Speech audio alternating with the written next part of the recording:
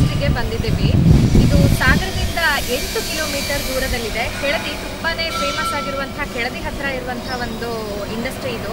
So ಯಾರು ಈ ಇಂಡಸ್ಟ್ರಿಯ owner? ಹಾಗಾದರೆ ಇಷ್ಟು ಪುಟ್ಟ ಹಳ್ಳಿಯಲ್ಲಿ ಎಲ್ಲರೂ ಯಾಕೆ ಅಂತ ಹೇಳಿದರೆ ಈಗಿನ ಕಾಲದಲ್ಲಿ ಎಲ್ಲ ಯೂತ್ಸ್ ಇರ್ಬೋದು ಅಥವಾ ದೊಡ್ಡವರು ಇರ್ಬೋದು, ಪ್ರತಿಯೊಬ್ಬರು ಕೂಡ ಹಳ್ಳಿಯಿಂದ ದಿಲ್ಲಿಗೆ ಹೋಗಬೇಕು ಅಥವಾ ಹಳ್ಳಿಯಿಂದ ಬೆಂಗಳೂರಿಗೆ ಹೋಗಬೇಕು ಅನ್ನುವಂಥ ಒಂದು ಕಾಲ ಇದೆ. ಅಂಥ ಕಾಲದಲ್ಲಿ ಇಂಥ ಒಂದು ಪುಟ್ಟ ಹಳ್ಳಿಗೆ ಬಂದುಬಿಟ್ಟು ಈ ಹಳ್ಳಿಯಲ್ಲಿ ಇರುವಂಥ ಜನರಿಗೇ ಕೆಲಸವನ್ನು ಕೊಟ್ಬಿಟ್ಟು ಈ ಇಂಡಸ್ಟ್ರಿಯನ್ನು ಮಾಡ್ಕೊಂಡಿದ್ದಾರೆ. ಸೊ ಇಂಡಸ್ಟ್ರಿ ಹೇಗಿದೆ, ಇಲ್ಲಿ ಏನೇನೆಲ್ಲ ಉತ್ಪಾದನೆಗಳನ್ನು ಮಾಡ್ತಾರೆ, ಹಾಗಾದರೆ ಎಷ್ಟು ವರ್ಷದಿಂದ ಈ ಇಂಡಸ್ಟ್ರಿಯನ್ನು ನಡೆಸ್ತಾ ಇದ್ದಾರೆ, ಎಲ್ಲ ಮಾಹಿತಿಯನ್ನು ಈ ಒಂದು ವಿಡಿಯೋದಲ್ಲಿ ಕೊಡ್ತಾ ಇದ್ದೀನಿ. ಈಗ ಈ ಮಥನ ಇಂಡಸ್ಟ್ರಿಯ ಮಾಲೀಕರಾಗಿರುವಂಥ ಉಮೇಶ್ ಸರ್ ಅವರು ನಮ್ಮ ಜೊತೆಗಿದ್ದಾರೆ. ಸರ್, ನಿಮ್ಮ ಪರಿಚಯ ಹೇಳ್ಬೋದಾ? ಅಂದರೆ ಎಷ್ಟು ವರ್ಷದಿಂದ ಈ ಒಂದು ಕಂಪನಿ ನಡೆಸ್ತಾ ಇದ್ದೀರಾ? ನೀವು ಓದಿದ್ದೇನು? ಉಮೇಶ್ ಅಂತೇಳಿ, ಇಲ್ಲೇ ಕೆಳದಿ ಹತ್ತಿರ ಒಂದು ಚಿಕ್ಕ ಊರು ಬಂದಗದ್ದೆ ಅಂತೇಳಿ ನನ್ನ ನೇಟಿವ್ ಪ್ಲೇಸ್ ಅದು. ನಾನು ಹೊರಗಡೆ ಹೋಗಿ ಏನನ್ನು ಮಾಡೋದಕ್ಕಿಂತ ನಮ್ಮ ಊರಿನಲ್ಲೇ ಏನಾದರೂ ಮಾಡಬೇಕು ಅನ್ನೋ ಉದ್ದೇಶದಿಂದ, ಜೊತೆಗೆ ನನ್ನ ಕಾಲ ಮೇಲೆ ಒಂದು ಉದ್ಯೋಗ ಬೇಕಾಗಿತ್ತು ನನಗೆ. ಅದರಿಂದ ಚಿಕ್ಕದಾಗಿ ಮಥನ ಇಂಡಸ್ಟ್ರೀಸ್ ಹೇಳಿ ಒಂದು ಪ್ರಾಡಕ್ಟ್, ಅಂದರೆ ಮೊಸರು ಕುಡಿಯೋ ಮಿಷನ್ ಒಂದು ಪ್ರಾಡಕ್ಟಿಂದ ಪ್ರಾರಂಭ ಮಾಡಿದ್ದೇನೆ. ಇವತ್ತು ಸುಮಾರು ಒಂದು 40 ಪ್ರಾಡಕ್ಟ್ಗಳನ್ನು ಮಾರ್ಕೆಟ್ನಲ್ಲಿ ಕೊಡ್ತಾ ಇದ್ದೇನೆ. ಕಳೆದ ಎಷ್ಟು ವರ್ಷದಿಂದ ನೀವು ಶುರು ಮಾಡಿದ್ದು ಸರ್? 30 ವರ್ಷದ ಹಿಂದೆ. 30 ವರ್ಷದಿಂದ ಎಷ್ಟು ಸಣ್ಣ ಒಂದು ಇದರಲ್ಲಿ ಶುರು ಮಾಡಿದ್ದು ನೀವು? ಮನೆಯ ಪಕ್ಕದ ಒಂದು ಚಿಕ್ಕ ಕೊಟ್ಟಿಗೆನಲ್ಲಿ ಪ್ರಾರಂಭ ಮಾಡಿದ್ದು. ನೀವು ಎಜುಕೇಶನ್ ಏನು ಮಾಡಿದ್ದು ಸರ್? ನಂದು ಎಜುಕೇಶನ್ ಬಂದ್ಬಿಟ್ರೆ PUC ಅಷ್ಟೇ. ಅದರ ನಂತರ ಕಾರಣಾಂತರಗಳಿಂದ ಮುಂದೆ ಓದೋ ಆಸಕ್ತಿನೂ ಇರಲಿಲ್ಲ, ಓದೋಂಥ ಶಕ್ತಿನೂ ಇರಲಿಲ್ಲ. ಅದಕ್ಕಾಗಿ ಬಿಟ್ಬಿಟ್ಟು ಬೇರೆ ಫೀಲ್ಡಿಗೆ ಬಂದೆ. ನಿಜಕ್ಕೂ ಇನ್ಸ್ಪಿರೇಷನಲ್ ಸರ್. ಇದು ನನಗೂ ಕೂಡ ಗೊತ್ತಿರಲಿಲ್ಲ. PUC ಮಾಡಿನೂ ಕೂಡ ನೀವು 150 ಜನಕ್ಕೆ ನೀವು ಕೆಲಸ ಕೊಟ್ಟಿದ್ದೀರಾ ಈಗ. 140 ಜನ. ಅದು ಅಲ್ಲದೆ ಇಲ್ಲೇ ಇರುವಂಥ ಈ ಹಳ್ಳಿ ಇಲ್ಲೇ ಇರುವಂಥ ಏನಂತಂದ್ರೆ, ಹಳ್ಳಿನಲ್ಲೇ ಇರ್ತಕ್ಕಂಥ ತುಂಬ ಜನರಿಗೆ ಇರ್ತಕ್ಕಂಥ ಕಡಿಮೆಯ ಜಮೀನು, ಅದರ ಕೃಷಿ ಆಗಬೇಕು. ಜೊತೆಗೆ ಅವರಿಗೆ ಒಂದು ಉದ್ಯೋಗ ಸಿಕ್ಕಿದಾಗ ಅವರು ಮನೆಯ ಜಮೀನುಗಳನ್ನು ಕೂಡ ಮಾಡ್ಕೋಬೋದು, ಅದು ಕೃಷಿ ಕೆಲಸಗಳನ್ನು. ಜೊತೆಗೆ ಒಂದು ಉದ್ಯೋಗ ಸಿಕ್ಕಿದಂಗೆ ಆಗುತ್ತೆ ಅವರಿಗೂ ಕೂಡ, ಅವರಿಗೂ ಅನುಕೂಲ ಆಗುತ್ತೆ. ನಮಗೂ ಕೂಡ ಇಲ್ಲಿ ಲೋಕಲ್ ಲೇಬರ್ಗಳು ಆ ಥರದವರು ಅವೈಲಬಿಲಿಟಿ ಇದ್ದಾಗ ನಮಗೆ ಲೋಕಲ್ನವ್ರು ಸುಲಭವಾಗಿ ಇದಾಗುತ್ತೆ. ಬೇರೆ ಎಲ್ಲ ದೂರದಿಂದ ಕರ್ಕೊಬಂದು ಅವ್ರನ್ನ ಕೆಲಸ ಮಾಡ್ಸೋಕ್ಕಿಂತ ಇಲ್ಲಿ ಹತ್ತಿರದವರಿಗೆ ಕೆಲಸ ಕೊಡೋದ್ರಿಂದ ನಮಗೂ ಸ್ಯಾಟಿಸ್ಫೈಡ್ ಅದರಲ್ಲಿ. ಅಂದರೆ ನಿಮಗೆ ಇಷ್ಟು ದೊಡ್ಡ ಸಕ್ಸಸ್ ಸಿಗ್ಬೋದು. ಮೊದಲಿಗೆ ಅಂದರೆ ನೀವು 30 ವರ್ಷದ ಹಿಂದೆ ಸ್ಟಾರ್ಟ್ ಮಾಡಿದಾಗ ಹೇಗಿತ್ತು, ಈಗ ಹೇಗಿದೆ ಸಿಚುವೇಶನ್? ಅಂದರೆ ಏನು ಅಂದ್ಕೊಂಡು ಶುರು ಮಾಡಿದ್ರಿ ಅಂತ? 30 ವರ್ಷದ ಹಿಂದೆ ನಾನು ಸ್ಟಾರ್ಟ್ ಮಾಡಬೇಕಾದ್ರೆ ನಾನು ಈ ಮಟ್ಟಕ್ಕೆ ತರ್ತೀನೋ ಇಲ್ಲೋ, ಅದು ಯಾವುದೂ ಈ ಥರಷ್ಟು ಕನಸುಗಳನ್ನು ಕಂಡಿಲ್ಲ. ಆದರೆ ಸಂಸ್ಥೆಯನ್ನು ಬೆಳೆಸಬೇಕು ಹೇಳ್ತಕ್ಕಂಥ ಒಂದು ಛಲ ಅಂತೂ ಜೊತೆಗೆ ಇದ್ದೇ ಇತ್ತು ಯಾವಾಗಲೂ. ಪ್ರಾರಂಭದಲ್ಲಿ 3 ಜನರಿಂದ ಪ್ರಾರಂಭ ಮಾಡಿದ್ದು. ಹಾಗಂತ ಕೆಲವೊಂದಿಷ್ಟು ಸವಾಲುಗಳು ಅವತ್ತಿಗಿತ್ತು 30 ವರ್ಷದಿಂದ. ಯಾಕೆಂದರೆ ನನಗೆ ಈ ಫೀಲ್ಡಿನ ಬ್ಯಾಕ್ಗ್ರೌಂಡ್ ಗೊತ್ತಿಲ್ಲ, ಎಜುಕೇಷನ್ ಅದರಲ್ಲಿಲ್ಲ, ಕೈಯಲ್ಲಿ ಹಣ ಇಲ್ಲ. ಈ ಎಲ್ಲ ಸವಾಲುಗಳ ದಾಟಿ ಇವತ್ತು ಇಲ್ಲಿ ಬಂದು ನಿಂತಿದ್ದೇವೆ, ಸಂತೋಷವಾಗಿ ಇದ್ದೀವಿ. ಸರ್, ಇವಾಗ ನಿಮ್ಮ ಮಗನೂ ಕೂಡ ನಿಮಗೆ ಸಾಥ್ ಕೊಡ್ತಾ ಇದ್ದಾರೆ. ಸೊ ಅವರು ಒಂದು 10 ವರ್ಷದಿಂದ ನಿಮ್ಮ ಜೊತೆಗೆ ಕೆಲಸ ಮಾಡ್ತಾ ಇದ್ದಾರೆ. ಸೊ ಇವಾಗ ಹೇಗೆ ನಡೀತಾ ಇದೆ ಅಂದರೆ ನಾನು ಹೇಳ್ತಾ ಇರೋದು, ನಮ್ಮಲ್ಲಿ ಏನಾಗ್ತಾ ಇದೆ ಅಂದರೆ, ಇಲ್ಲಿ ಎಲ್ಲ ಹಳ್ಳಿಗಳಲ್ಲೂ ಇರ್ತಕ್ಕಿಂತ ಹೊಸ ಯುವಕರು ಇಲ್ಲಿ ನಿಲ್ಲಲಿಕ್ಕೆ ಮನಸ್ಸು ಮಾಡ್ತಾ ಇಲ್ಲ. ಅವರು ಹಳ್ಳಿಯಿಂದ ದಿಲ್ಲಿಗೆ ಹೋಗೋದೆ ಹೋಗಿ ಅಥವಾ ಬೇರೆ ದೇಶಗಳಲ್ಲಿ ಹೋಗಿ ಕೆಲಸ ಮಾಡ್ತಕ್ಕಂಥ ಒಂದು ಬಗ್ಗೆನೇ ಹೆಚ್ಚು ಆಸಕ್ತಿಯನ್ನು ತೋರ್ತಾ ಇದ್ದಾರೆ. ಆದರೆ ನನ್ನ ಮಗ ನನ್ನ ಜೊತೆಗೆ ಇದ್ದು ನಾನು ಮಾಡ್ತೀನಿ ಅಂತಂದಾಗ ನನಗೆ ಇಲ್ಲಿ ಭಾಳ ಸುಲಭ ಆಯಿತು. ಅಂದರೆ ಇದನ್ನು ಇನ್ನೂ ಹೆಚ್ಚು ಬೆಳೆಸ್ಬೋದು, ಇದನ್ನು ಇನ್ನೂ ಮುಂದೆ ತಗೊಂಡು ಹೋಗ್ಬೋದು ಹೇಳ್ತಕ್ಕಂಥದ್ದು. ಈಗ ನಮ್ಮ ಹಳ್ಳಿನಲ್ಲಿ ಇರ್ತಕ್ಕಂಥ ದೊಡ್ಡ ಸಮಸ್ಯೆನೇ ಅದು. ನೆಕ್ಸ್ಟ್ ಜನ್ರೇಷನ್ನು ಇಲ್ಲಿ ಇರಲಿಕ್ಕೆ ಇಷ್ಟಪಡದೇ ಇರ್ತಕ್ಕಂಥದ್ದು. ಅದು ನನಗೆ ಆ ಸಮಸ್ಯೆ ಇಲ್ಲ. ನನ್ನ ಜನ್ರೇಷನ್ನು ಮುಂದಿನ ಜನ್ರೇಷನ್ನು ಕೂಡ ಇದು ಬೆಳೆಯುತ್ತೆ, ಸಂಸ್ಥೆಯನ್ನು ಬೆಳೆಸುತ್ತೆ. ಆದರೆ ಒಂದು ಪ್ರಶ್ನೆ ಬರುತ್ತೆ ಸರ್, ಈ ಇಂಡಸ್ಟ್ರಿಯಲ್ಲಿ ಕೆಲಸ ಮಾಡಲಿಕ್ಕೆ ಎಕ್ಸ್ಪೀರಿಯನ್ಸ್ ಬೇಡವಾ? ಹಾಗಾದ್ರೆ ಈ ಹಳ್ಳಿ ಜನಕ್ಕೆ ಏನು ಎಕ್ಸ್ಪೀರಿಯನ್ಸ್ ಇರುತ್ತೆ ಅಂತ? ಎಕ್ಸ್ಪೀರಿಯನ್ಸ್ ಬೇಡ. ಪ್ರತಿಯೊಬ್ಬರು ಅವರವರದ್ದೇ ಆಗಿರ್ತಕ್ಕಂಥ ಸ್ಕಿಲ್ಗಳು ಇದ್ದೇ ಇರ್ತವೆ. ಅವರ ಸ್ಕಿಲ್ಲನ್ನು ನಾವು ಡೆವಲಪ್ ಮಾಡಿ ಅವ್ರಿಗೆ ಏನು ಬೇಕು ಅದನ್ನು ನಾವು ಕಲಿಸ್ಕೊಳ್ಳೋದ್ರಿಂದ ಒಂದು ನಮಗೆ ಬೇಕಾದಾಗೆ ಅವ್ರು ಕೆಲಸ ಮಾಡಲಿಕ್ಕೆ ಅನುಕೂಲ ಆಗುತ್ತೆ. ಮತ್ತು ತುಂಬ ಎಜುಕೇಷನ್ ಅವ್ರಿಗೆ ಕೆಲಸ ಕೊಡೋಕ್ಕಿಂತ ಇಲ್ಲಿರೋ ಸ್ಕಿಲ್ಲನ್ನು ಡೆವಲಪ್ ಮಾಡೋದ್ರಿಂದ ಮನುಷ್ಯನ ಇದನ್ನು ಮೇಲೆತ್ತಂಗಾಗುತ್ತೆ ಅವ್ರನ್ನೂ ಕೂಡ. ಹೌದು. ಅಂದರೆ ಹಳ್ಳಿಯಲ್ಲಿ ಈ ಒಂದು ಇಂಡಸ್ಟ್ರಿನ ಓಪನ್ ಮಾಡೋಕ್ಕೆ ನಿಮಗೆ ಏನು ಪ್ರೇರಣೆ ಬಂದಿದ್ದು? ಯಾಕೆಂದ್ರೆ ಇನ್ನು ದೊಡ್ಡ ದೊಡ್ಡ ಸಿಟಿನಲ್ಲಿ ಮಾಡಿದಿದ್ರೆ ನಿಮ್ಗೆ ಇನ್ನೂ ಲಾಭ ಇರ್ತಾ ಇತ್ತೇನೋ. ನಾವು ಏನ್ ಮಾಡಿದ್ರು ಫಸ್ಟ್ ನಮ್ಮ ಊರಿನಲ್ಲಿ ಮಾಡ್ಕೋಬೇಕು. ಇದರ ನಂತರ ನಾವು ಸಿಟಿನಲ್ಲೂ ಕೂಡ ಇವತ್ತು ನಮ್ದು 2 ಸಾಗರದಲ್ಲೊಂದು, ಶಿವಮೊಗ್ಗದಲ್ಲೊಂದು 2 ಸೇಲ್ಸ್ ಬ್ರಾಂಚ್ಗಳನ್ನು ಮಾಡಿದ್ದೀವಿ. ನಾವು ಮಾರ್ಕೆಟಿಂಗ್ ಪ್ಲೇಸು ಸಿಟಿ ಬೇಕು, ಆದರೆ ಪ್ರೊಡಕ್ಷನ್ ಯೂನಿಟ್ ನಮ್ಮ ನೇಟಿವ್ನಲ್ಲೇ ಇದ್ದರೆ ನಮ್ಮ ಸುತ್ತಭಾಗದ ಎಲ್ಲ ಜನಕ್ಕೆ ಕೂಡ ಅದರಿಂದ ಅನುಕೂಲ ಆಗುತ್ತೆ. ಸರ್, ನೀವು ಇಷ್ಟು ದೊಡ್ಡ ಇಂಡಸ್ಟ್ರಿಯಲಿಸ್ಟ್ ಆಗಿದ್ರು ಕೂಡ ನೀವು ಬರೀ ಈ ಕೆಲಸವನ್ನ ಮಾತ್ರ ಮಾಡ್ದಲ್ಲೇ ನಾವು ಕೇಳ್ಪಟ್ಟಿದ್ದೀವಿ, ನೀವೆಲ್ಲೂ ಹೇಳ್ಕೊಳ್ಳಲ್ಲ ಅದನ್ನ, ಸ್ಕೂಲ್ಗಳನ್ನ ನೋಡ್ಕೊಳ್ತಾ ಇದ್ದೀರಾ, ಆಮೇಲೆ ಇಲ್ಲಿ ಕೆಳದಿ ಇದಕ್ಕೆ ರಥ ಕೊಟ್ಟಿದ್ದೀರಾ.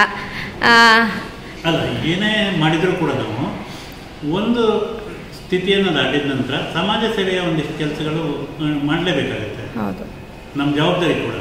ಹಾಗಾಗಿ ಇಲ್ಲೇ ನಮ್ಮೂರಿನಲ್ಲೇ ಒಂದು ಪ್ರೈವೇಟ್ ಶಾಲೆ, ನಮ್ಮ ಸ್ನೇಹಿತರೆಲ್ಲ ಸೇರ್ಕೊಂಡ್ಬಿಟ್ಟು ಒಂದು ಟ್ರಸ್ಟ್ ಮಾಡ್ಕೊಂಡ್ಬಿಟ್ಟು ಸಮನ್ವಯ ಬಾಲಭಾರತಿ ಸ್ಕೂಲ್ ಅಂತೇಳಿ ಒಂದು ಪ್ರೈಮರಿ ಶಾಲೆಯನ್ನು ಮಾಡಿದ್ವಿ. ಅದ್ರ ಜೊತೆಗೆ ಇಲ್ಲಿ ಮಕ್ಕಳಿಗೆ, ಇಲ್ಲಿಯ ಸುತ್ತಮುತ್ತಲ ಮಕ್ಕಳಿಗೆ ಇಲ್ಲಿಯ ಇತಿಹಾಸ ಪ್ರಸಿದ್ಧ ದೇವಸ್ಥಾನ ಕೆಳದಿಯ ರಾಮೇಶ್ವರ ದೇವಸ್ಥಾನ, ಅಲ್ಲೂ ಕೂಡ ಅಧ್ಯಕ್ಷನಾಗಿ ಕೆಲಸ ಮಾಡ್ತಾ ಇದ್ದಾರೆ.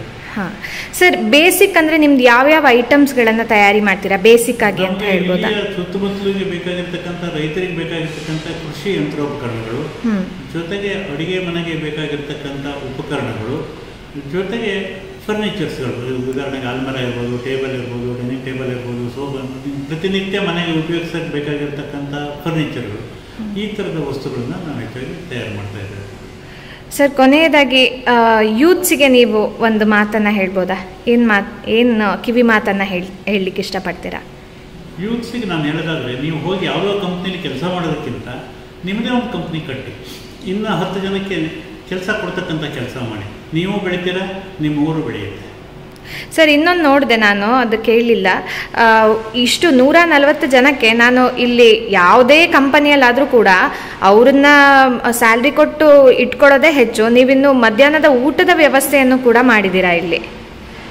ಅದು ನನ್ನ ಕೆಲಸಗಾರ ನಾನು ಚೆನ್ನಾಗಿರ್ಬೇಕು ಹೇಳೋದೇ ಇರುತ್ತಲ್ಲ. ಹೌದು. ಎಷ್ಟು ಟೈಮಿಂಗ್ಸ್ ಇರುತ್ತೆ ಸರ್? ಏನು ಟೈಮಿಂಗ್ಸ್ ಇರುತ್ತೆ ಇಲ್ಲಿ? ನಾರ್ಮಲ್ ಟೈಮಿಂಗ್ಸು 9 to 6, ಮಧ್ಯಾಹ್ನ 1 to 2 ಬ್ರೇಕ್. 1 to 2 ಬ್ರೇಕ್ ಇರುತ್ತೆ. ಇನ್ನು ಇಷ್ಟೆಲ್ಲದು ಮಾಡಬೇಕು ಅಂತ ಹೇಳಿದರೆ ನಿಮ್ಮ ಬೆನ್ನ ಹಿಂದೆ ನಿಮ್ಮ ಮನೆಯವರ ಸಹಕಾರ ಇರಲೇಬೇಕು.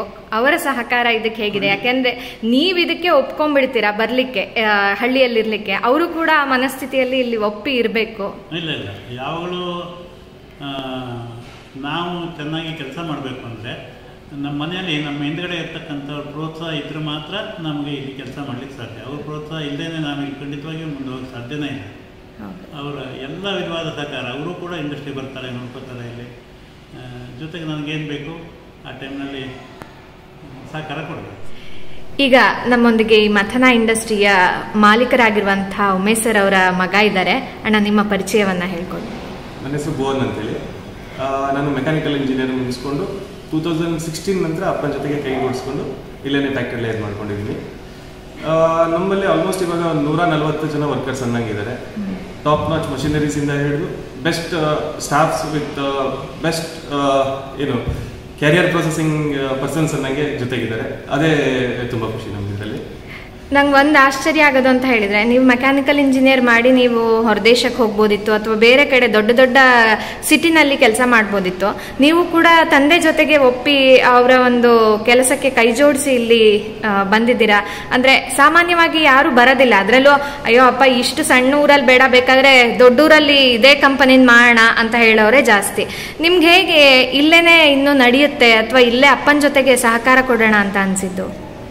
ಫ್ಯಾನ್ಸಿ ಲೈಫ್ ಸ್ಟೈಲಿಗೋಸ್ಕರ ನಾವು ಹೊರಗಡೆ ಹೋದ್ವಿ ಅಂತ ಹೇಳಂದ್ರೆ ಇರೋದನ್ನ ಕಳ್ಕೊಳ್ಳೋದಕ್ಕೆ ಏನ್ ಬೇಕೋ ಅದನ್ನ ಮಾಡ್ಕೊಂಡಾಗತ್ತೆ. ಏನೇ ನಾವು ಮಾಡಬೇಕು ಅಂತ ಹೇಳಂದ್ರೆ ಇಲ್ಲಿ ಅವಕಾಶ ಇದ್ದವಾಗ ಈ ಅವಕಾಶನ ಬಿಟ್ಟು ನಾವು ಹೊರಗಡೆ ಹೋಗೋದ್ರಿಂದ ನಮ್ಗೆ ಸಿಗೋಂಥ ಅಪಾರ್ಚುನಿಟೀಸೇ ಕಮ್ಮಿ ಆಗ್ತಾ ಹೋಗುತ್ತೆ. ಅದೇ ಒಂದು ರೀಸನಿಗೋಸ್ಕರ ನಾವು ಇಲ್ಲಿಗೆ ಬಂದ್ವಿ. ಮತ್ತೇನಂದ್ರೆ ಇಲ್ಲಿ ಸರೌಂಡಿಂಗ್ ಅಲ್ಲಿ ಇರೋಂಥ ರೂರಲ್ ಡೆವಲಪ್ಮೆಂಟ್ ಆಗಬೇಕು, ಜೊತೆಗಿರೋಂಥ ಎಲ್ಲರಿಗೂ ಕೆಲಸ ಸಿಗಬೇಕು, ಮತ್ತೆ ಎಲ್ಲರಿಗೂ ಒಂದು ಒಳ್ಳೆ ತರದಲ್ಲಿ ದಾರಿಯಾಗಿರ್ಬೇಕು ಅನ್ನೋದು ಒಂದೇ ರೀಸನಿಗೋಸ್ಕರನೇ ನಾನು ಅಪ್ಪನ ಜೊತೆ ಮತ್ತೆ ರಿಟರ್ನ್ ನನಗೆ ಹೋಗಿದ್ದೆ. ನೀವಿಲ್ಲಿ ಬರುವಂತ ಈ ಹಳ್ಳಿ ಜನಕ್ಕೆನೆ ಕೆಲಸ ಕೊಡೋದು ಅಲ್ವಾ? ಸುತ್ತಮುತ್ತಲ ಹಳ್ಳಿ ಜನಕ್ಕೆನೆ. ಸೊ ಅವರಿಗೆ ಟ್ರೈನಿಂಗ್ ಹೇಗೆ ಕೊಡ್ತಾ ಇದ್ದೀರಾ? ಟ್ರೈನಿಂಗ್ ಅಂತ ಹೇಳಿದ್ರೆ ಕೆಲವೊಬ್ರು ಏನಾಗಿರುತ್ತೆ ಬೇಸಿಕ್ ITI ಅಥವಾ ಡಿಪ್ಲೊಮಾ ನಂಗೆ ಆಗದವರು ಇರ್ತಾರೆ. ಅದಿಲ್ಲ ಅಂತ ಹೇಳಿದ್ರೆ ಇನ್ನೂ ಏನು ಇದಿಲ್ಲದೆ ಜಸ್ಟ್ SLC ಮುಗಿಸ್ಕೊಂಡು ಇದರಲ್ಲಿ ನಂಗೂ ಬಂದು ಸೇರ್ಕೋತಾರೆ. ನಮ್ಮ ಹತ್ರ ಇಲ್ಲಿ ಎಲ್ಲದನ್ನು ಅದಕ್ಕೆ ತಕ್ಕಂಗೆ ಡ್ರಾಯಿಂಗ್ ಇಂದ ಹಿಡಿದು ಪ್ರತಿ ಒಂದು ಸೆಕ್ಟರ್ ಅಲ್ಲೂ ಫ್ಯಾಬ್ರಿಕೇಶನ್ ಅಲ್ಲಿ ಇರ್ಬೋದು ಅಥವಾ ಬೇರೆ ತರದ ಯಾವುದೇ ತರದ CNC ಸೆಕ್ಟರ್ಸ್ ಅಲ್ಲಿ ಇರ್ಬೋದು ಎಲ್ಲದಕ್ಕೂ ನಮ್ಮ ಹತ್ರ ಇಲ್ಲಿ ಪ್ರಾಪರ್ಲಿ ಟ್ರೈನ್ಡ್ ಪರ್ಸನ್ಸ್ ಏನಿದ್ದಾರೆ. ಜೊತೆಗೆ ನಾವೇನಂದ್ರೆ ನಾವು ಅವ್ರ ಜೊತೆಗೆ ಇನ್ವಾಲ್ವ್ ಮಾಡ್ಕೊಳ್ಳೋದ್ರಿಂದ ಅವ್ರಿಗೆ ಇಂಟ್ರೆಸ್ಟ್ ಸ್ವಲ್ಪ ಜಾಸ್ತಿ ಆಗುತ್ತೆ. ಅದೇ ರೀಸನ್ಗೋಸ್ಕರ ನಾವು ಇಲ್ಲೇ ಅವ್ರಿಗೆ ಕೆಲಸನ ಹೇಳ್ಕೊಟ್ಟು ಕೆಲಸನ ಕೊಡ್ತೀವಿ. ಈಗ ಇನ್ನೊಂದಾಗ್ಬೋದಲ್ವಾ, ಅಂದರೆ ಈಗ ನೀವಿಲ್ಲಿ ಚೆನ್ನಾಗಿ ಟ್ರೈನಿಂಗ್ ಕೊಡಿಸ್ಬಿಟ್ಟು ಹಳ್ಳಿ ಜನ ಇಲ್ಲಿ ಚೆನ್ನಾಗಿ ಒಂಥರ ಟ್ರೈನಿಂಗ್ ತಗೊಂಡು ಆಮೇಲೆ ಅವರು ಬೇರೆ ಬೇರೆ ಸಿಟಿಗೆ ಹೋಗಿದ್ದಂತಹ ಉದಾಹರಣೆಗಳು ಇದೆಯಾ? ಅದು ನಿಮಗೆ ಲಾಸ್ ಅಂತ ಅನ್ನಿಸ್ಲಿಲ್ವಾ? ಲಾಸ್ ಅನ್ನೋದಕ್ಕಿಂತ ನಾವು ಕಲ್ಸ್ಕೊಟ್ಟಿದ್ರಿಂದ ಅವರು ಜೀವನ ಕಲ್ತ್ಕೊಂಡು ಜೀವನ ಶೈಲಿನ ಇಂಪ್ರೂವ್ ಮಾಡ್ಕೊಂಡು ಅವರೇ ಸ್ವಂತ ಮಾಡ್ತೀವಿ ಅಂತ ಅವಕಾಶ ಇದ್ದವಾಗ ನಾವ್ ಯಾಕೆ ಅದನ್ನ ಬಿಡಬೇಕು? ಅವ್ರಿಗೆ ಹೇಗೆ ಕೊಟ್ಟಷ್ಟನ್ನು ನಮ್ಗೆ ಏನೋ ಒಂದು ಹೊಸದಾಗಿ ಏನೋ ಒಂದು ಸಿಗತ್ತೆ ಅನ್ನೋದು ಖುಷಿ. ಇನ್ನು ನಿಮ್ಮ ಪ್ರಾಡಕ್ಟ್ಗಳು ಈ ಸುತ್ತಮುತ್ತಲ ಊರಲ್ಲದೆ ಬೆಂಗಳೂರಲ್ಲದೆ ಎಲ್ಲೆಲ್ಲಿಗೆ ತಲುಪಿಸ್ತಾ ಇದ್ದೀರಾ ಪ್ರಾಡಕ್ಟ್ಸ್ಗಳನ್ನ ಅಂತ ಹೇಳ್ಬೋದಾ? ನಮ್ದು ಆನ್ಲೈನ್ ಶಾಪ್ ಮುಖಾಂತರ ಆಲ್ಮೋಸ್ಟ್ ಆಲ್ ಇಂಡಿಯಾದ ಪ್ರತಿ ಮೂಲೆ ಪ್ರತಿ ಒಂದು ಹಳ್ಳಿ ತನಕನೂ ಹೋಗಂತ ವ್ಯವಸ್ಥೆ ಇದೆ. ಅದು ಏನಕ್ಕೆ ಅಂತ ಹೇಳಿದ್ರೆ ಇಂಡಿಯಾ ಪೋಸ್ಟ್ ಅವ್ರ ಜೊತೆಗೆ ನಾವು ಟೈಅಪ್ ಆಗಿರೋದಕ್ಕೋಸ್ಕರ ಪ್ರತಿ ಒಂದು ಮೂಲೆಗೂ ಮನೆಗೆ ಹೋಗಿ ಡೆಲಿವರಿ ಆಗೋ ಅಂತ ಆಪ್ಷನ್ ಇದೆ.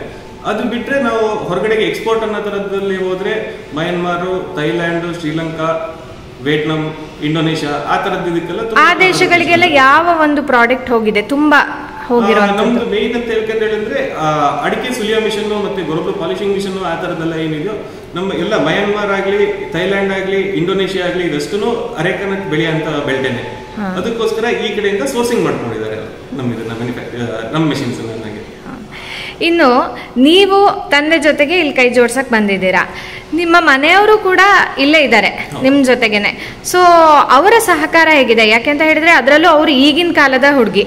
ಸೊ ಅವರು ಕೂಡ ಬರಬೇಕು ಅಂದರೆ ಅವರ ಮನಸ್ಥಿತಿ ತುಂಬ ಕೆಳಗೆ ಮಾಡ್ಕೊಂಡೇ ಬರಬೇಕು. ಯಾಕೆಂದರೆ ಹಳ್ಳಿ ಜೀವನಕ್ಕೆ ಅವರು ಒಗ್ಗಬೇಕು, ಯಾವುದೇ ಫ್ಯಾನ್ಸಿ ಲೈಫ್ ಸಿಗೋದಿಲ್ಲ. ಸೊ ಅವರು ಕೂಡ ತಮ್ಮ ಲೈಫನ್ನು ಈ ಥರ ಮಾಡಿಕೊಂಡು ನಿಮ್ಮ ಜೊತೆಗೆ ಹೇಗೆ ಸಹಕಾರ ಕೊಡ್ತಾ ಬಂದಿದ್ದಾರೆ? ನಾ ಅವಾಗಲೇ ಹೇಳಿದಾಗ ಹೇಗೆಂದ್ರೆ ಫ್ಯಾನ್ಸಿ ಲೈಫ್ ಸ್ಟೈಲ್ ಬೇಕು ಅಂತ ಹೇಳಿದ್ರೆ ಊರಿಂದ ಹೊರಗಡೆಗೆ ಇರಬೇಕು. ಊರಲ್ಲಿ ಆತರ ನಾವು ಎಕ್ಸ್ಪೆಕ್ಟೇಷನ್ ಮಾಡಕ್ಕೂ ಬರಲ್ಲ, ಮತ್ತೆ ಜನರ ಜೊತೆ ಬೆರೆಯೋ ಅಂತ ಅವಕಾಶನೂ ಸಿಗಲ್ಲ ಹೊರಗಡೆ ಇದ್ದಾಗ.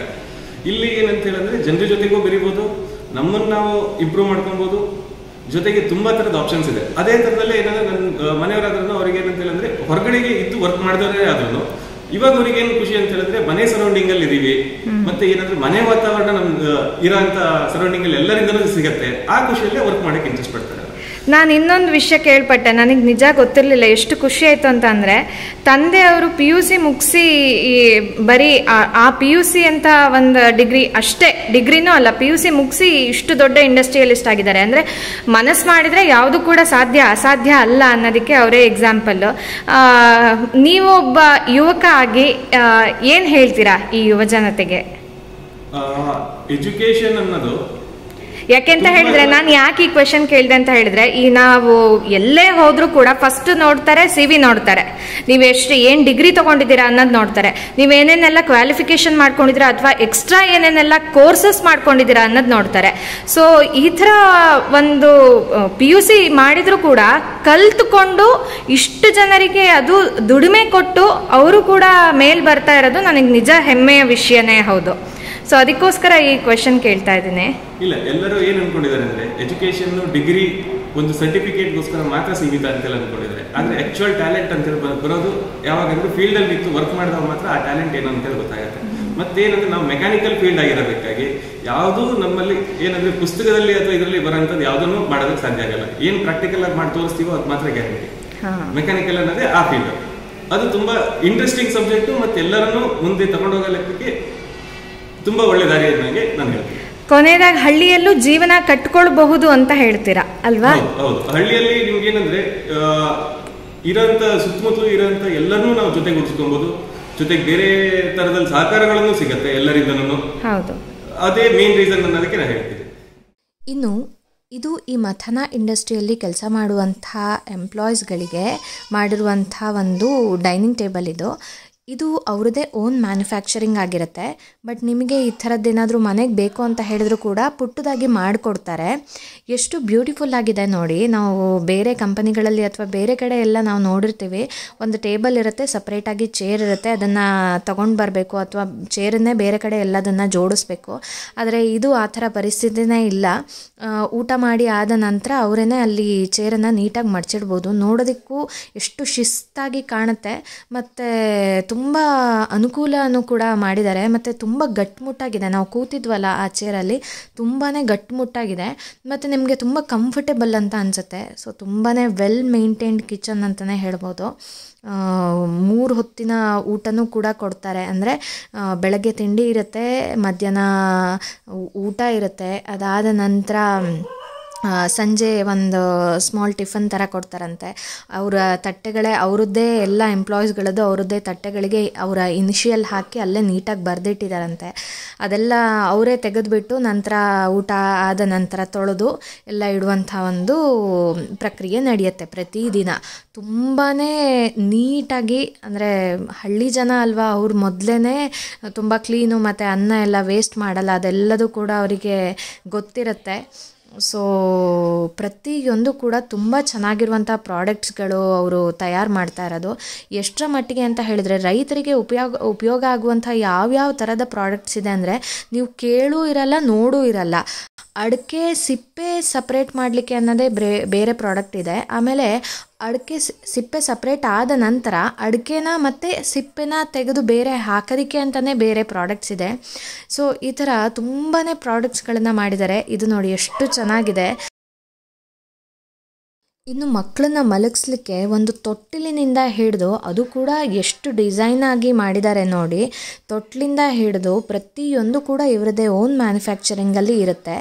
ಇದು ನನಗೆ ತುಂಬ ವಿಶೇಷ ಅಂತ ಅನ್ನಿಸ್ತು. ಇದು ಒಂದು ಬೈಕ್ ಅಂತ ಹೇಳಿದ್ರೆ ಏನೋ 4-5 ಲಕ್ಷ ಇದೆ ಅಂತ ನೀವು ಅಂದ್ಕೊಳ್ಳೋ ಅಗತ್ಯ ಇಲ್ಲ. 1.25 ಲಕ್ಷದಲ್ಲಿ ಒಬ್ಬ ರೈತರಿಗೆ ತಮ್ಮದೇ ಒಂದು ಗದ್ದೆಯಲ್ಲಿ ಓಡಾಡಲಿಕ್ಕೆ ಅನುಕೂಲ ಆಗೋದಕ್ಕೆ ಮಾಡಿರುವಂಥ ಒಂದು ಬೈಕ್ ಇದು. ಹಿಂದ್ಗಡೆ ಅವ್ರ ಕಸನೆಲ್ಲ ಹಾಕ್ಕೊಂಡು ಹೋಗ್ಬೋದು, ಅಥವಾ ಗೊಬ್ಬರ ಹಾಕ್ಕೊಂಡು ಹೋಗ್ಬೋದು, ಅಥವಾ ಅಡಿಕೆ ಸಿಪ್ಪೆಗಳನ್ನು ಹಾಕ್ಕೊಂಡು ಹೋಗ್ಬೋದು.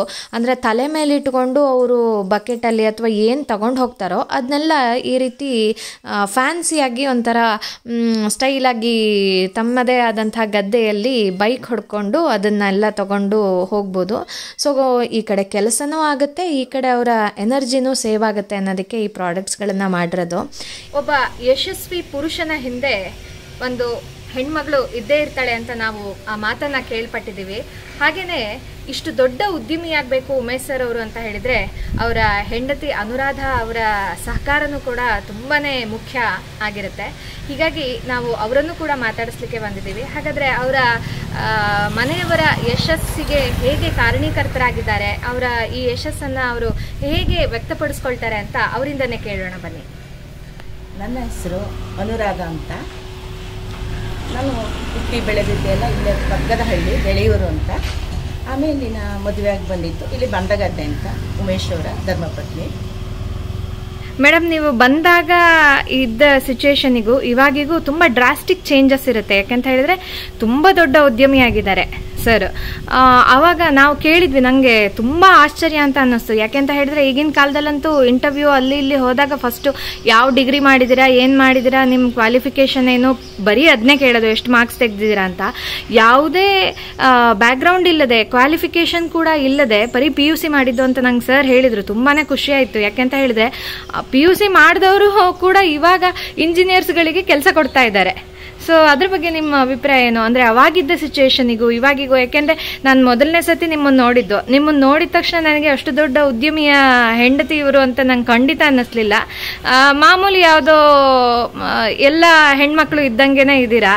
ಸೊ ಹೇಗೆ ಅದು ಸಾಧ್ಯ? ಯಾಕೆಂದರೆ ಒಂದು ಪೊಸಿಷನ್ ಬಂದಾಗ ಅಥವಾ ಒಂದು ಪ್ರೌಢಿಮೆ ಬಂದಾಗ, ದುಡ್ಡು ಬಂದಾಗ ಜೊತೆಲಿರೋರು ಕೂಡ ಸಾಮಾನ್ಯವಾಗಿ ಚೇಂಜ್ ಆಗ್ತಾರೆ, ಆ ಗತ್ತು ಬಂದ್ಬಿಡುತ್ತೆ.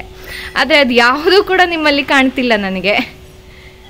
ಮೊದಲನೇದಾಗಿ ನಾನು ಹೇಳೋದೇನಂತಂದರೆ, ನಾನು ಮೊದಲು ಮದುವೆಯಾಗಿ ಬಂದವಾಗ ಈ ಸಿಚುವೇಶನಲ್ಲಿ, ಈ ಸ್ಥಿತಿಲಿ ಅವ್ರು ಇರಲಿಲ್ಲ. ಅಂದರೆ ಅವರು ಮನೆಗೂ ಜಾನುವಾರು ತಿಂಡಿನೆಲ್ಲ ಕೊಟ್ಟು ಸಪ್ಲೈ ಮಾಡ್ತಾ ಇಟ್ಟಿದ್ರು, ಹತ್ತಿಕಾಳು ಹಿಂಡಿ ಅದೆಲ್ಲ. ಆಮೇಲೆ ಅಲ್ಲಿಂದ ಸಣ್ಣಕ್ಕೆ ಒಂದು ಮನೆ ಎಲ್ಲರ ಮನೆಗೂ ಅಗತ್ಯವಾಗಿ ಬೇಕಾಗಿರುವಂಥ ಒಂದು ಮದುವೆ ಕಡಿಯೋ ಮಿಷನ್ನು ಕಡಿಲಿಕ್ಕೆ ಅಂತ ತುಂಬ ಎಲ್ಲ ಹಳ್ಳಿಯಲ್ಲಿ ಅದೊಂದು ಮುಖ್ಯ ಅಲ್ವಾ, ಅದಕ್ಕೆ ಕಷ್ಟಪಡ್ತಾ ಇದ್ದಿದ್ರು. ಅದರಲ್ಲಿ ಏನೋ ಅವರಿಗೇನೋ ಒಂದು ಮಾಡಲೇಬೇಕು ಏನಾದರೂ ಅಂತ ಮಾಡಿದರು. ಅದು ತುಂಬ ಸರ್ತಿ ಇಲ್ಲಿಂದ ಸಾಗರಕ್ಕೆ ಹೋಗಿ ಅಲ್ಲಿ ಪೇಟೆಗೆ ಹೋಗಬೇಕಿತ್ತು. ಮೊದಲು ಯಾವುದೇ ಒಂದು ವೆಹಿಕಲ್ಲೂ ಇರಲಿಲ್ಲ, ಸೈಕಲ್ ಮೇಲೆ ಹೋಗ್ತಿದ್ರು, ಇಲ್ಲಾಂದ್ರೆ ಬಸ್ಸಿಗೆ ಹೋಗ್ತಿದ್ರು. ಅಲ್ಲಿ ಹೋಗಿ ಬಂದು ಅಲ್ಲಿ ಕುತ್ಕೊಂಡು ದಿನವಿಡೀ ಕುತ್ಕೊಂಡು ಅದನ್ನೇನೋ ಸರಿ ಆಗ್ತಿರ್ಲಿಲ್ಲ. ಇಲ್ಲಿ ಬಂದು ನೋಡೋದು ಮತ್ತು ಅಲ್ಲಿ ಹೋಗಿ ಮಾಡೋದು, ಅದೆಲ್ಲ ಏನೇನೋ ಒಂದು ಪ್ರಾಬ್ಲಮ್ ಇರ್ತಿತ್ತು. ಹಾಗೆ ಅಂತೂ ಒಂದು ಸ್ಥಿತಿಗೆ ತರಬೇಕಾದ್ರೆ ತುಂಬ ಕಷ್ಟಪಟ್ಟಿದ್ರು ಅವರು.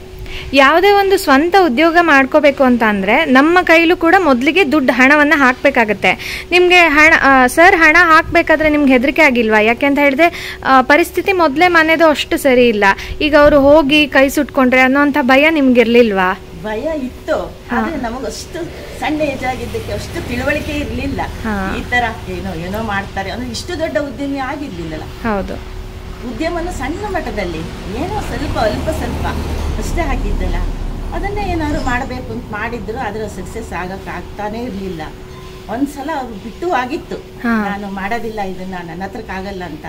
ಆದರೆ ನಾನು ಮಾತ್ರ ಆ ಟೈಮಲ್ಲಿ ಮಾತ್ರ ಬಿಡಲೇ ಇಲ್ಲ, ಇವತ್ತಲ್ಲ ನಾಳೆ ಅದ್ರ ಸಕ್ಸಸ್ ಕಂಡೇ ಕಾಣ್ತೀವಿ, ಇದನ್ನು ಬಿಡೋದು ಬೇಡ, ಏನೋ ಇದರಲ್ಲಿ ಇದೆ, ಮಾಡಲೇಬೇಕು, ಯಾವತ್ತಾರು ಇದು ಆಗುತ್ತೆ ಅಂತ ನಾನು ಅದನ್ನು ಮತ್ತೆ ಶುರು ಮಾಡಿಸೇ ಬಿಟ್ಟೆ. ಅಲ್ಲಿಂದ ಶುರುವಾಗಿದ್ದು ಇವತ್ತಿಲ್ಲಿ ಇಷ್ಟು ದೊಡ್ಡ ಉದ್ಯಮಿಯನ್ನು ಕಾಣೋದಷ್ಟಾಯ್ತು. ಇನ್ನು ನಿಮಗೆ ಅವರು ಇಷ್ಟು ದೊಡ್ಡ ಉದ್ಯಮಿಯಾಗಿದ್ದಾರೆ, ಇಂಥ ಹಳ್ಳಿಯಲ್ಲಿ ಯಾಕಿರಬೇಕು? ಯಾಕೆಂದರೆ ಹಳ್ಳಿಗಿಂತ ದಿಲ್ಲಿಯಲ್ಲಿ ಇದ್ರ 10 ಪಟ್ಟು ನಾವು ದುಡಿಮೆನೂ ಕೂಡ ಮಾಡ್ಬೋದು, ಹೆಸರನ್ನು ಕೂಡ ಗಳಿಸ್ಬೋದು ಅಂತ ನಿಮ್ಗೆ ಯಾವತ್ತೂ ಅನ್ನಿಸ್ಲಿಲ್ವಾ ಆ ಥರ ಅಲ್ಲಿಗೆ ಹೋಗೋಣ ಅಂತ? ಇಲ್ಲ, ಖಂಡಿತ ಅನಿಸ್ಲಿಲ್ಲ. ಹಳ್ಳಿನಲ್ಲೇ ಏನಾದ್ರು ಮಾಡಬೇಕು, ಏನಾದ್ರು ಸಾಧಿಸ್ಬೇಕು. ಎಲ್ಲರೂ ಸಿಟಿನಲ್ಲಿ ಎಲ್ಲರೂ ಮಾಡ್ತಾರೆ, ಆದರೆ ಹಳ್ಳಿನಲ್ಲಿ ಇದ್ಕೊಂಡು ಇಲ್ಲಿ ಅಕ್ಕಪಕ್ಕದ ಹಳ್ಳಿಯವರಿಗೆ ನಾವು ಉದ್ಯೋಗ ಕೊಡಬೇಕು, ನಾವು ಒಬ್ಬರೇ ಅಲ್ಲ, 100 ಜನರಿಗೆ ಉದ್ಯೋಗ ಆಗ್ತದೆ, 100 ಸಂಸಾರ ಇದರಿಂದ ಮೇಲೆ ಬರ್ತದೆ ಅಂತ ನಮಗೂ ಅಷ್ಟೇ ಆಸೆ ಇತ್ತು.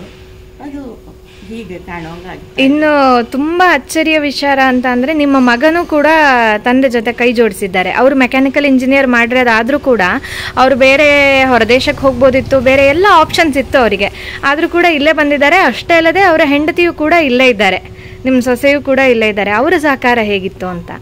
ಅವರು ಸಹಕಾರ ಕೊಡ್ತಾರೆ, ಯಾವುದೇ ಒಂದು ಸಹಕಾರ ಇಲ್ಲದೆ ಮುಂದೆ ಬರ್ಲಿಕ್ಕೆ ಸಾಧ್ಯನೇ ಇಲ್ಲ. ಮೊದಲೇ ಗೊತ್ತಿತ್ತಲ್ಲ, ಇಲ್ಲ ಹಳ್ಳಿನಲ್ಲೇ ಇರಬೇಕು, ಹಳ್ಳಿನಲ್ಲೇ ಇರ್ತಾನೆ ಹೇಳೋದಕ್ಕೆ ತಾನೆ. ಹೌದು, ಅದೇ ಇದ್ರ ಮೇಲೆ ಅವಳು ಮದುವೆಯಾಗಿ ಬಂದಿದ್ದು. ಅವಳು ಸಹಕಾರ ಮೊದಲು ಬಂದಿದ್ದಾನೆ, ಮೆಕ್ಯಾನಿಕಲ್ ಓದ್ಕೊಂಡು ಇಲ್ಲೇ ಬಂದು ಅಪ್ಪನ ಜೊತೆ ಕೆಲಸ ಮಾಡ್ತಾನೆ ಅಂತ ನನಗೆ ಇನ್ನೂ ಖುಷಿ ಆಗ್ತಾ ಇದೆ. ಇದನ್ನು ನಡೆಸ್ಕೊಂಡು ಹೋಗೋದು ತುಂಬ ಕಷ್ಟ ಇದೆ, ಆದರೂ ಅದನ್ನು ನಾನು ನಿಭಾಯಿಸ್ತೀನಿ ಹೇಳೋ ಒಂದು ಛಲದಿಂದ ಮಾಡ್ತಾನೆ ಮುಂದಿನ ಅಂತ ಆ ಭರವಸೆ ಇದೆ. ಈಗಿನ ಯುವಜನತೆಗೆ ನಿಮ್ಮ ಒಂದು ಕಿವಿ ಮಾತೇನು ಮೇಡಮ್? ಮೊದಲು ನೀವು ಒಂದು ಕ್ವಶನ್ ಕೇಳಿದ್ರಿ, ನಿಮ್ಮ ಸರಳತೆ ಅಂತ ಕೇಳಿದ್ರಿ. ಹೌದು, ನಂಗೆ ನಿಜವಾಗ್ಲೂ ಸಿಂಪಲ್ ಆಗಿರೋದಂದ್ರೆ ತುಂಬ ಇಷ್ಟ. ಯಾವತ್ತೂ ದೊಡ್ಡ ಇದರಲ್ಲಿ ಇರಬೇಕು ಅಥವಾ ದೊಡ್ಡ ಉದ್ಯಮಿ ಆಗಿದ್ದಾರೆ ಅವ್ರು ಹೇಳ್ತೀನಿ ನಾನು ನೋಡಲ್ಲ. ಮಾಮೂಲಿ ಎಲ್ಲರೂ ಹೇಗಿರ್ತಾರೆ ಅದೇ ಥರನೇ ನನಗೆ ತುಂಬ ಇಷ್ಟ.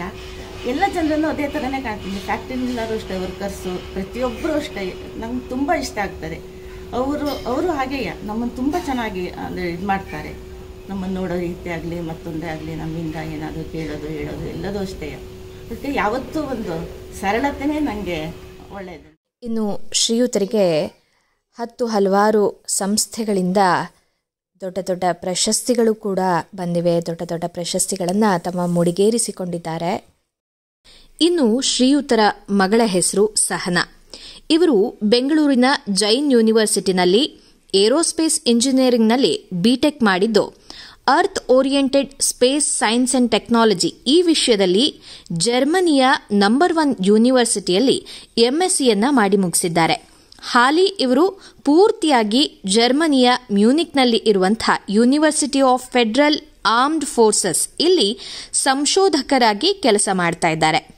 ಇನ್ನು ಆಸ್ಟ್ರಿಯನ್ ಬಾಹ್ಯಾಕಾಶ ವೇದಿಕೆಯಲ್ಲಿ ಸ್ವಯಂ ಸೇವಕರಾಗಿಯೂ ಕೂಡ ಕಾರ್ಯನಿರ್ವಹಿಸ್ತಾ ಇದ್ದಾರೆ. ಇನ್ನು ಇದೇ ಅಕ್ಟೋಬರ್ 2025ರಲ್ಲಿ ನಡೀತಾ ಇರುವಂತಹ ವಿಶ್ವದ ಅತಿದೊಡ್ಡ ಅನಲಾಗ್ ಆಸ್ಟ್ರೋನಟ್ ಮಿಷನ್ಗಾಗಿ ರಿಮೋಟ್ ಸೈನ್ಸ್ ಸಪೋರ್ಟ್ ಟೀಮ್ನೊಂದಿಗೆ ಸ್ವಯಂ ಸೇವಕರಾಗಿಯೂ ಕಾರ್ಯನಿರ್ವಹಿಸ್ತಾ ಇರೋದು ಕೂಡ ನಮ್ಮೆಲ್ಲರಿಗೂ ಹೆಮ್ಮೆಯ ವಿಚಾರವಾಗಿದೆ. ನೋಡಿದ್ರಲ್ಲ, ಡಿಗ್ರಿ ಅನ್ನೋದು ಕೇವಲ ಕಾಗದದ ಒಂದು ಅಕ್ಷರಗಳಷ್ಟೇ ಅನ್ನೋದನ್ನು ಉಮೇಶ್ ಅವರು ಸಾಬೀತುಪಡಿಸಿದ್ದಾರೆ. ಯಾಕೆ ಅಂತ ಹೇಳಿದ್ರೆ ಕೇವಲ PUCಯನ್ನು ಮಾಡಿ ಈಗ ಇಂಜಿನಿಯರಿಂಗ್ ಹಾಗೂ MTech ಮಾಡಿರುವಂಥ ಯುವಕರಿಗೆ ಇವರು ಕೆಲಸವನ್ನು ಕೊಟ್ಟಿದ್ದಾರೆ. ಬರೋಬ್ಬರಿ 140 ಜನರಿಗೆ ಇವರು ಕೆಲಸವನ್ನು ಕೊಡ್ತಾ ಇದ್ದಾರೆ. ಇನ್ನೂ ಹಲವಾರು ಯೋಜನೆಗಳು ಇವರ ಒಂದು ಅಡಿಯಲ್ಲಿ ನಡೆಯೋದಿದೆ.